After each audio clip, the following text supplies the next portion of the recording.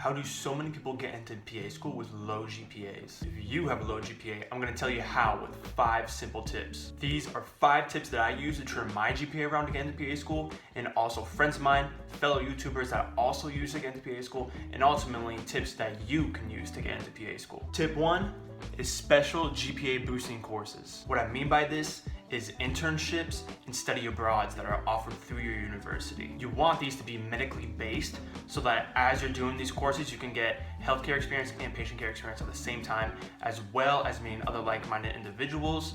And this also includes professors or doctors or PAs who you're gonna work with, who can ultimately, these people can write you letters of recommendation for PA school. Made a video about this, the formula to getting amazing letters of recommendation from just about anyone. So after this video, check that out. But these people will also present you with more opportunities to become that perfect PA applicant, and just more opportunities in general to prepare you for PA school and just career opportunities in the future when you get out of PA school. Tip 2 is smart strategic applications to specific schools. You want to find the schools that you are competitive for. There are 3 steps in determining what school you are highly competitive for and that you should be looking out for. 1, you want to apply to schools that have lower applicants to it. So you would be more competitive applying for a school that has 1,000 people applying to it compared to a school that has 5,000 people applying to it. Secondly, you want to apply to schools that want to train someone like you to be a PA, someone whose mission it is involves someone with your background or someone who comes from, a specific place in the country, whether it be your home state, to train someone like you to be a PA. So for instance, I'm going to a school that specifically focuses on training in-state students to become PAs. That was one way that gave me an advantage over other applicants. Thirdly, you want to apply to schools that have lowered their requirements, more specifically their GPAs.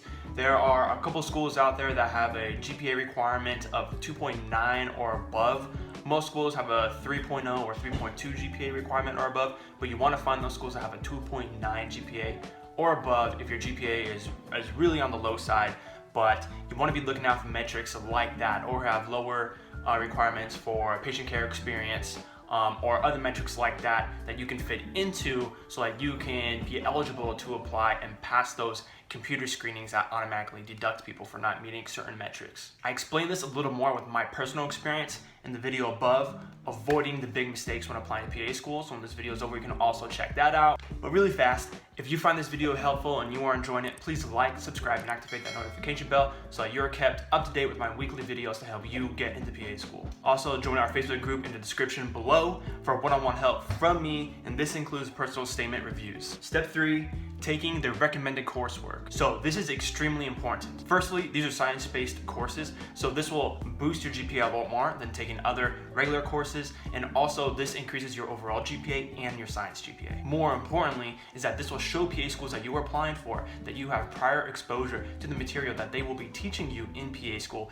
and that you have successfully passed these classes and you can comprehend the material. If you're someone with a lower or average GPA and you have taken a significant amount of the recommended coursework, you will have a huge advantage over someone who has a good GPA and who has not taken the recommended coursework. So get that leg up on your competitors and get prepared for PA school by taking the recommended coursework that they have listed on their websites. Step 4 is retaking classes. So obviously, retaking a course will significantly boost your GPA if you got a really bad grade in it. However, CASPA takes the average of the 2 grades, but that average is ultimately better than that D, F, or C you got if you ace it, and so that's what you need to be aiming for. However, more importantly, is that this has created an opportunity for you, an applicant, to show the admissions committee that you have refined your studying habits, you have matured, and you are dedicated to pursuing your PA career. This is an amazing talking point in your essay if you wish to address your grades and your GPA, or an amazing point to bring up in the interviews when they ask about your poor grades or your poor GPA, or if they don't, you can create that space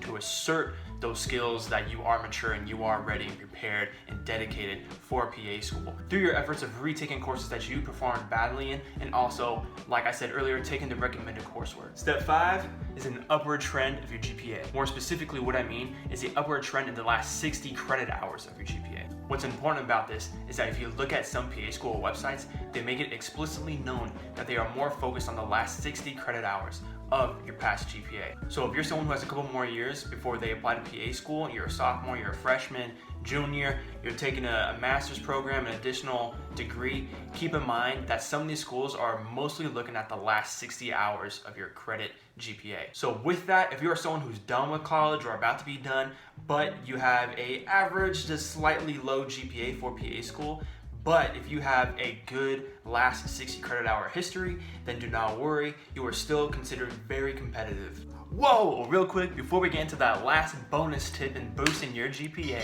if you find this video helpful and if you enjoyed it, please like, subscribe, and comment, and activate the notification bell so you're kept up to date with all my weekly uploads to help you get into PA school.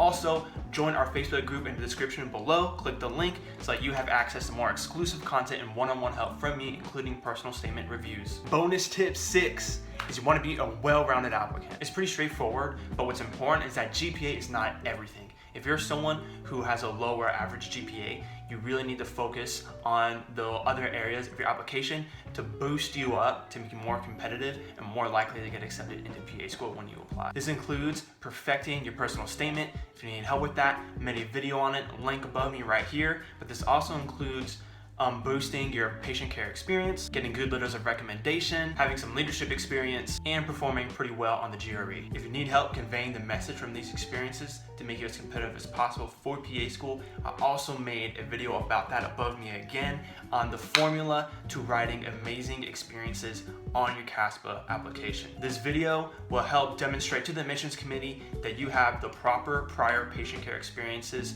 for PA school to make you ready for PA school and ultimately to be an amazing PA. You can also watch my other videos on my channel, or you can click on the playlist, but I will see you in next week's video. Again, if you like this video, if it helped you out, like it, comment, subscribe, activate the notification bell, and I will see you in next week's video to help you out to get into PA school.